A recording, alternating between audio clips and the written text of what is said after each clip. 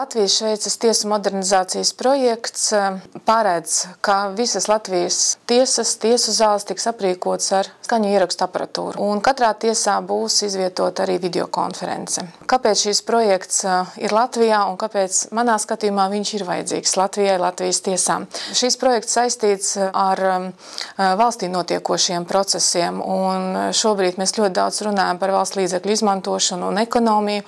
Un tātad šeit mums jārunā arī par procesuālo ekonomiju. Jā, tātad kā mums padarīt tiesu procesus par ekonomiskākiem un pilnvērtīgākiem. Un šīs projekts ir tieši tas, kas noteikti nodrošinās tiesām veikt un izskatīt lietas saprātīgos termiņos un pieejamā tiesā.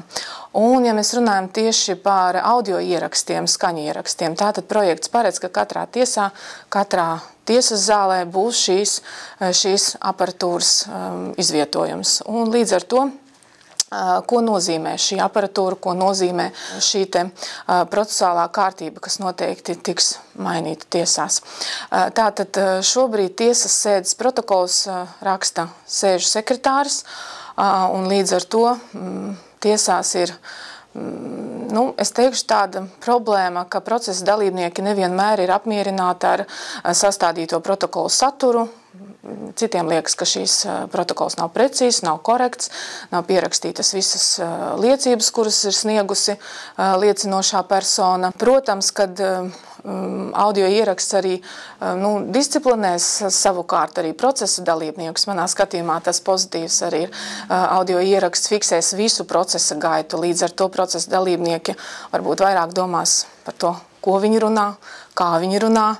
Un, protams, tiesnesim būs vieglāk arī rakstīt spriedumu, jo noklausoties audio ierakstu nebūs tādas, varbūt neskaidrības par to, ko tad tieši vēlējās šī liecinošā persona izteikt. Skaņu ieraksta mērķis ir nodrošināt precīzu procesa dalībnieku liecību fiksēšanu. Tiks pilnībā izslēgta iespēja, ka liecinošo personu liecības netiek pareizi fiksētas tiesasēdes protokolā. Krimināla process paredz, kad procesa gaitu var fiksēt ar citiem tehniskiem līdzekļiem, un krimināla procesā ļoti tas ir skaidri pateikts, bet civil process un administratīvā pārkāpumu kodeks viņš neparedz tehnisko līdzekļu izmantošanu.